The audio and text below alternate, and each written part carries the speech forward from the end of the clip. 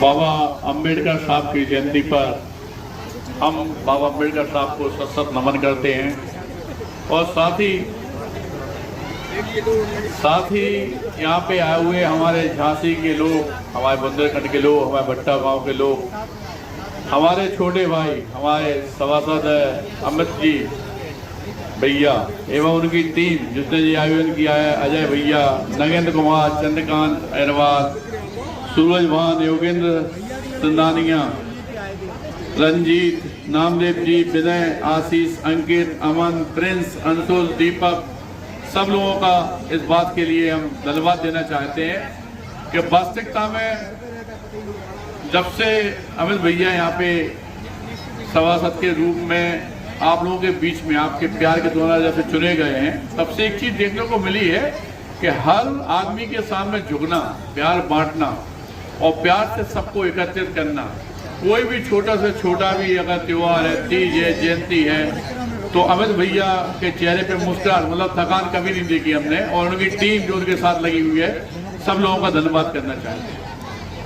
और यहाँ पे जितनी भी माताएं, बहनें, हमारी छोटी बेटी हैं जिन्हें अभी हम लोगों ने सम्मानित किया है, या जितने दोस्त बैठे हैं, इन सबको सिर्फ एक बात समझाना चाहते हैं कि हम लोग हर साल अंबेडकर जी की जयंती मनाते हैं, उन्हें याद करते हैं, लेकिन कभी सोचो यार, जिस आदमी ने अपना पूरा जीवन इसलिए दे दिया कि आप लोग सब लोग आगे बढ़ो, समझो संविधान क्या है। जात पात का इस जो मैल चलता है लोगों के दिमाग में, उसे हटा दो। आपके जीवन का नव निर्माण करने के लिए बाबा साहब ने इतनी पढ़ाई की, आप समझो इस बात को कि आज तक इस भारत वर्ष का कोई नेता इतना पढ़ा लिखा नहीं है जिसने संविधान की रचना कर दी। हमें उनके मार्ग पर सिर्फ चलने का संकल्प लेना है। जात पात को दिमाग से जो लोग मानते हैं, हमें उनका साथ छोड़ देना है।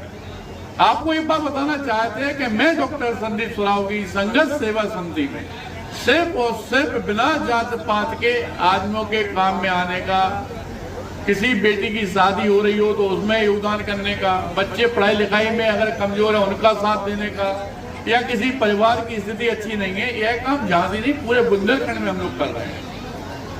और धन्यवाद देना चाहते हैं अभी की सरकार को। तो वास्तविकता में हमने देखा कि पिछली कई सरकारों में ऐसा हुआ कि जात के हिसाब से सरकार चल रही, लेकिन अभी बिना जात पात के माननीय प्रधानमंत्री जी के मार्गदर्शन में जो योगदान इस भारत वर्ष को मिल रहा है, इसके लिए हम आज की सरकार को भी धन्यवाद करना चाहते हैं।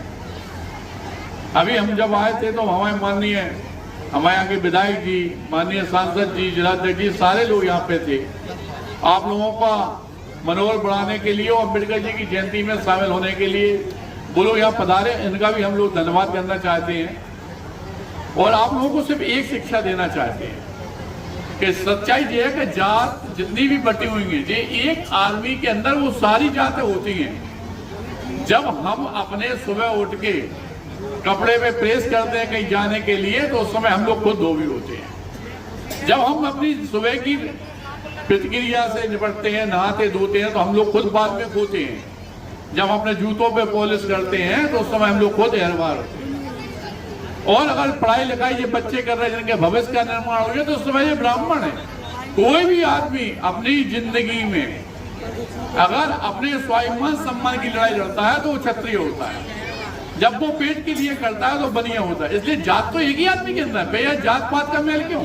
इस जात पात के मेल को हटाने के लिए सनातन धर्म के अंतिम पायदान पे खड़े हुए वाल्मीकि समाज की इस भारत वर्ष में मैं पहला बुंदेलखंड का ऐसा आदमी हूँ, आपका बेटा, आपका भाई, जिसने सनातन धर्म के अंतिम पायदान खड़े हुए वाल्मीकि समाज की बेटियों के पैर धोकर उन्हें अपनी बेटी के रूप में विदा किया।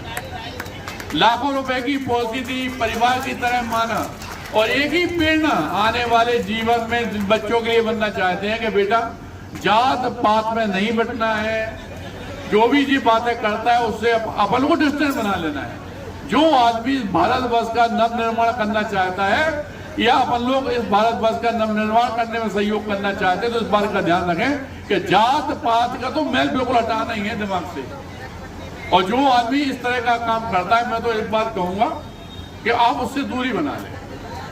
अपने जीवन का निर्माण करें और किसी को कोई भी जरूरत पड़ती है तो बेफिक्र होकर एसएम टावर जोकर बाग में डॉक्टर संदीप साहू जी आप लोग कॉन्टेक्ट कर सकते हैं। और धन्यवाद करना चाहते हैं यहाँ पे आए हुए सभी लोगों का।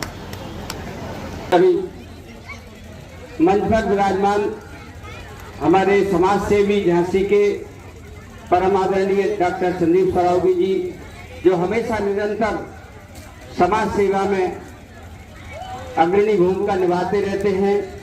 चाहे गरीब कन्याओं की शादी हो, चाहे गरीबों के घर में चूल्हा ना जल रहा हो, चाहे गरीबों को कोई भी समस्या हो, हमारे भाई संदीप जी हमेशा खड़े रहते हैं।